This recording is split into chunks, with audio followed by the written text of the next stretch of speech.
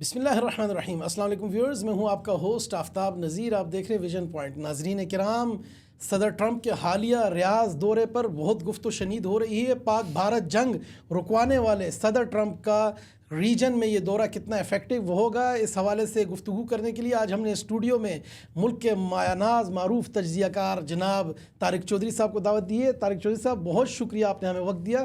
چودھری صاحب، کیا ہو رہا ہے ریجن میں؟ مطلب انعام رکھا ہوا تھا، ہیڈ بنی تھی احمد الشرح کے، اور وہ جا کے صدر ٹرمپ سے ہاتھ ملا رہے ہیں. دنیا بدل رہی ہے. بہت بڑی ڈیولپمنٹ نہیں ہے یہ؟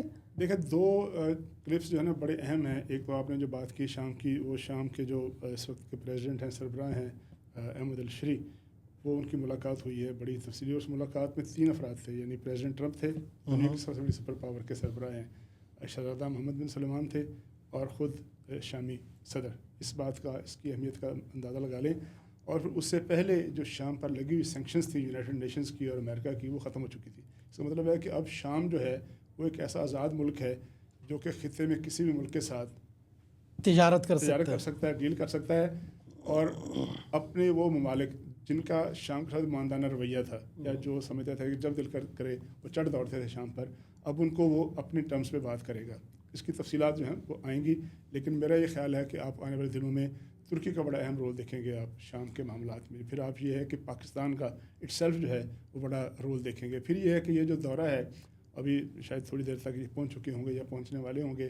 انہوں نے یو اے بھی جانا ہے، یو اے میں خلیج تعاون کونسل کا اجلاس ہے.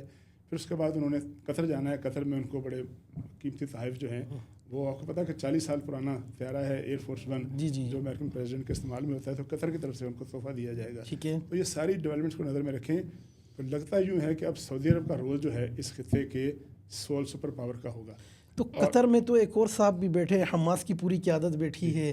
تو کیا اس حوالے سے بھی کوئی، غزہ کے حوالے سے بھی خوشخبریاں ممکن ہیں؟ حماس کی طرف سے بہت سارے سگنلز آ رہے ہیں گزشتہ کئی دنوں سے، اور ان کی طرف سے ایک فارمولہ بھی آیا ہے. اور اس فارمولے کے بارے میں پریزیڈنٹ ٹرمپ نے کوئی بہت پازیٹیو بات کی تھی. ان کا خیال ہے کہ وہ فارمولہ جو ہے اس پہ آگے بڑھا جا سکتا ہے. انہوں نے کچھ بڑی تفصیلات شیئر کی ہیں.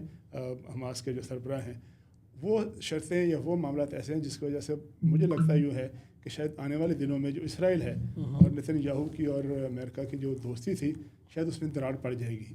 اس طرح سے شاید نہ مخالفت ہو، لیکن آنے والے دنوں میں نتن یاہو کے لیے بہت اچھے معاملات اس طرح سے نہیں ہیں.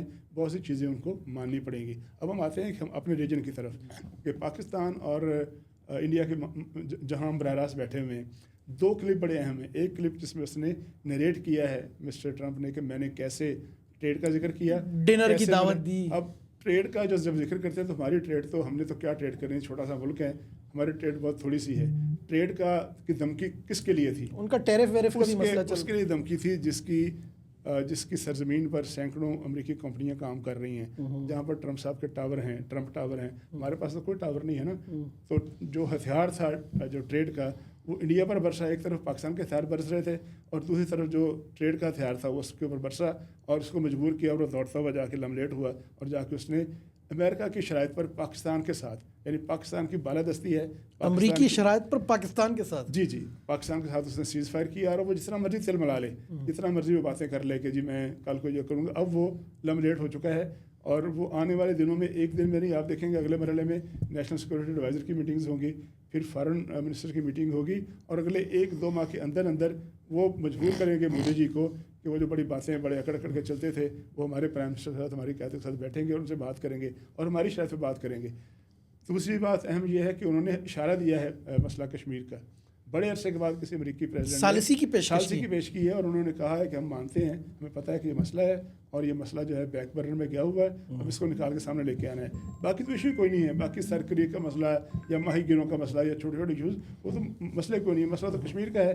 تو اب انہوں نے خفت مٹانے کے لیے کہا جی کہ ہم تو پی او کے پہ بات کریں.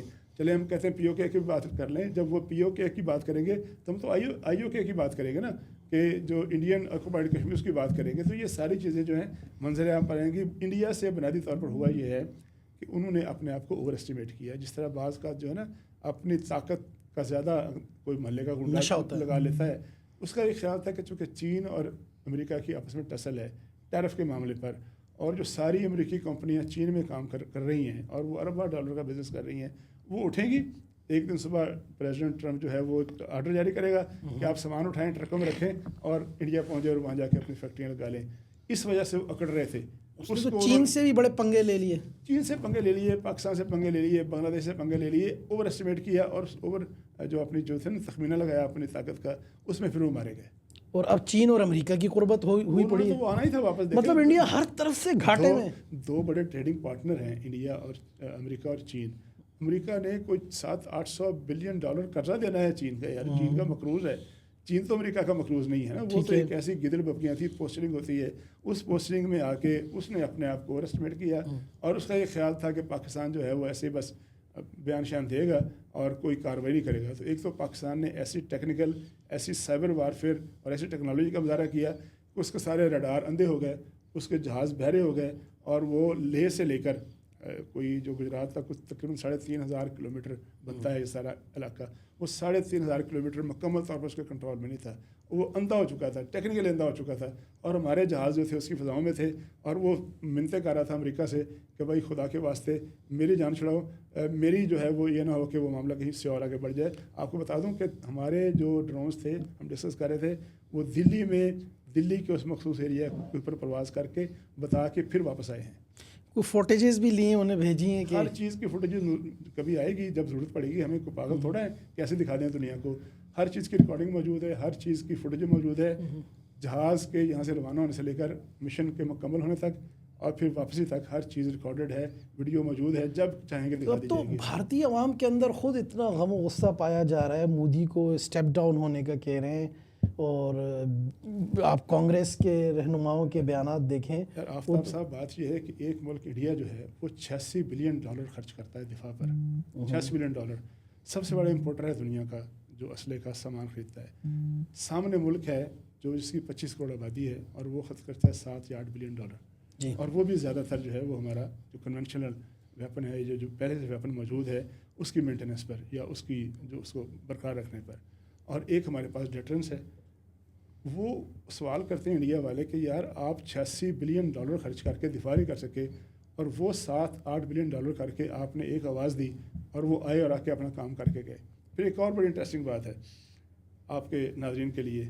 آپ کو یاد ہوگا کہ 10 مئی کی صبح ایک خبر آئی کہ پاکستان نے اپنے نیشنل کمانڈ اتھارٹی کا اجلاس بلا لیا. جی, وہ اجلاس ہوا یا نہیں ہوا, وہ سوال یہ ہے. لیکن وہ انٹیلیجنس چلی گئی تھی. وہ سوال یہ چلا گیا اجلاس بلا لیا اور یہ بھی اطلاع مل گئی کہ جب اجلاس ہوگا اگر ضرورت پڑی تو. اب مجھے نہیں پتا کہ ہوا یا نہیں ہوا, میں نہیں کچھ کہہ سکتا. وہاں ایک فیصلہ آئے گا کہ اسٹریٹجک کمانڈ فورس کو اجازت دے دی گئی ہے. وہ اجازت پھر کیا ہے وہ آپ بھی جانتے ہیں, میں بھی جانتا ہوں, ساری دنیا بھی جانتے ہیں. اس اجازت نے بھاگنے پہ مجبور کیا کہ یار یہ تو اور کام ہو گیا نا. ابھی تو مار پڑ رہی ہے جہازوں سے, میزائلوں سے مار پڑ رہی ہے. F-17 تھنڈر مار رہا ہے, ابھی F-16 مار رہے ہیں, ابھی تو وہ J-10C مار رہے ہیں. جب کمانڈ اتھارٹی جو ہے فیصلہ کر لے گی, اسٹریٹجک فورس جو ہے متحرک ہو جائے گی, پھر کیا ہوگا. اب یہ پھر کیا ہوگا جو ہے اس نے فیصلہ کرنے پہ مجبور کر دیا. اچھا, اس پہ ہم نے دیکھا کہ بھارتی اور پاکستانی عوام کے اندر جو جذبات ہیں اس میں بھی کافی فرق دیکھا. وہاں لوگ رو رہے ہیں, چیخ چلا رہے ہیں, دھاڑے مار رہے ہیں. یہاں عوام خود اپنی فوج کے ساتھ بندوقیں لے کے ڈرون گرا رہی ہے, کھانے مائیں پیش کر رہی ہیں. آفتاب صاحب یہ تو وہ قوم کی فوج تھی نا, جہاں فوج کھڑی تھی وہاں اس کے شانہ بشانہ یعنی محاورتاً نہیں ساتھ کھڑے تھے. میزائل کی داغے جا رہے, موبائل لانچر لگا ہوا ہے تو لوگ وہاں چوکڑی مار کے بیٹھے ہوئے جیسے کبڈی کا میچ ہو. لوگ رائفلیں لے کے پھر رہے ہیں اپنی, جو گھروں میں پکا بالٹیوں میں ڈال کے لے. اچھا, اس کے علاوہ ایک آپ تو ماشاءاللہ بین الاقوامی معاملات اسلامی دنیا کو فالو کرتے ہیں, آپ ذرا ملیں کہ وہاں کیا جذبہ ہے. وہ سعودی عرب ہو, وہ UAE ہو, وہ اردن ہو, وہ ترکی ہو, آذربائیجان ہو, وہ سینٹرل ایشین ملک ہو, آذربائیجان پہ پابندیاں لگانے جا رہے ہیں. سمجھتے ہیں وہ یہ سمجھ رہے ہیں کہ یہ فتح پاکستان کی نہیں ہے, یہ ان کی ہے. آذربائیجان تو کھل کے کھڑا ہو گیا ہے. ترکیہ, سارے ممالک, لوگ خواتین بچیاں جو ہیں وہ سڑکوں پہ جوبلیشن کا مظاہرہ کر رہی ہیں. لوگ میمز بنا رہے ہیں, ایک طرف پاکستان کا جھنڈا ہے, ایک طرف ان کے اپنے ملک کا جھنڈا ہے, جو کر رہے ہیں, اور دو جھنڈے لے کر جو سڑکوں پہ پھر رہے ہیں, جشن منا رہے ہیں. یہ جب 1998 میں پاکستان نے ایٹمی دھماکہ کیا تھا, جیسے اس وقت ساری اسلامی دنیا نے کہا تھا کہ یہ ہمارا بم ہے, یہ ہماری کامیابی ہے. آج 10 مئی کو جو کچھ ہوا ہے, سارا پاکستان دنیا میں جہاں بھی وہ, اگر ارجنٹائن میں بھی مسلمان رہ رہا ہے نا کوئی ایک بھی, تو وہ سمجھ رہا ہے کہ میری کامیابی میری فتح ہے. طارق چوہدری صاحب آپ کیا سمجھتے ہیں کہ یہ فتح، اس کو میں نے عرب چینلز بھی دیکھے ہیں، وہاں کا لوکل سوشل میڈیا بھی فالو کر رہا ہوں، ہندوستانی مسلمانوں کو بھی میں دیکھ رہا ہوں جو پکے اندر سے، تو وہ لوگ اس فتح کو ایک اسلام کی فتح قرار دے رہے ہیں. بالخصوص آج ایک پنڈت جی کی ویڈیو بڑی وائرل ہے جس میں وہ کہہ رہے ہیں کہ ہم نے یہ مکہ تک اپنے توسیع پسندانہ عزائم کا اظہار کرتے ہوئے کہتے ہیں کہ ہم نے پاکستان یا افغانستان پہ نہیں رکنا، ہم نے مکہ میں جو مندر ہے وہ کعبہ شریف کا کہتا ہے جی، بڑے توہین آمیز الفاظ، تو کہتا ہے ہم نے وہ بھی قبضہ کرنا ہے. تو اس تناظر میں عرب میڈیا وہ کلمے والے پرچم پہ جب وہ چلے، وہ کہہ رہے وہ اسے اسلام کی فتح قرار دے. تو کیا آپ یہ سمجھتے ہیں کہ جو امت کے دو بڑے مسئلے ہیں کشمیر اور فلسطین، کیا یہ جو بلاک شفٹ ہو رہا ہے، یہ جو پاور شفٹ ہو رہا ہے، یہ جو اس طرف سے آپ نے دیکھا ایران کا ایک سارا وہ خاتمہ ہوا ایک پراکسی کا، اور یہ سب اس طرف ملاقات ٹرمپ کی ہوئی، امریکی بلاک میں سارے جا رہے ہیں، اس کا کوئی فائدہ ہوگا، کوئی نتائج نکلیں گے؟ دیکھیے، ایک تو میں کروں کہ اب وہ وقت آ گیا ہے کہ جو مختلف سپر پاورز نے اپنی پراکسیز عالم اسلام میں پھیلائی ہوئی تھیں اور بے پناہ اسلحہ دیتے تھے ان کو، اور بے پناہ اسلحہ دے کے دہشت گردی کراتے تھے، ان کا آخری وقت آ گیا ہے، ان کے خلاف بڑی کارروائی. دوسرا، آپ نے جو کہا آج نہیں تو کل نہیں، 2 مہینے بعد نہیں، 6 مہینے بعد نہیں، 1 سال بعد نہیں، میں ٹائم کا جو ہے نا وہ ٹائم اسپین نہیں کہہ سکتا، لیکن آپ فلسطین کا مسئلہ اور کشمیر کا مسئلہ جو ہے آنے والے دنوں میں حل ہوتا دیکھیں گے، اس لیے کہ پاور کی ڈائنامکس تبدیل ہو گئی ہیں. بعض اوقات ایک چھوٹا سا واقعہ ایسا ہوتا ہے، چھوٹا واقعہ نا، دنیا کی بہت بڑی دنیا ہے کہ 2 ملکوں کی جنگ ہوئی بظاہر اور چند گھنٹوں میں ختم ہوگی، لیکن یہ چند گھنٹے جو ہیں وہ ایسے ڈیسائسو ثابت ہوں گے، اس طرح سے انفولڈ ہوں گی چیزیں کہ آنے والے دنوں میں آپ کے ساتھ بات کرنی پڑے گی، کشمیر پہ بات کرنی پڑے گی، آپ فلسطین پہ بات کرنی پڑے گی، اور پاکستان جو ہے وہ جس طرح کسی نے کہا تھا نا، کسی بزرگ نے، کہ ایک وقت آئے گا کہ پاکستان کی ہاں اور نہ میں فیصلے ہوں گے. اب وہ وقت آنے والا ہے کہ پاکستان جو فیصلہ کرے گا، دنیا کو اس فیصلے کو وزن دینا پڑے گا. بہت شکریہ جناب طارق چودھری صاحب، آپ نے ماضی بھی دیکھ رکھا، حال بھی، اور اب مستقبل کا جو آپ زائچہ کھینچ رہے ہیں، تو لگتا یہ ہے کہ اپنے جیتے جی آپ اور ہم انشاءاللہ مسئلہ کشمیر کو حل ہوتا دیکھیں گے. ناظرین کرام، یہ طارق چودھری صاحب نے بتایا کہ انشاءاللہ مسئلہ فلسطین اور مسئلہ کشمیر حل ہونے جا رہا ہے، آج کل پرسوں 6 مہینے سال، لیکن حوصلہ افزا بات یہ ہے کہ الحمدللہ مسئلہ کشمیر کو ایک ایشو عالمی فورم پہ مان لیا گیا ہے، ڈسکس ہونے لگ گیا ہے. دیکھتے رہیے ویژن پوائنٹ.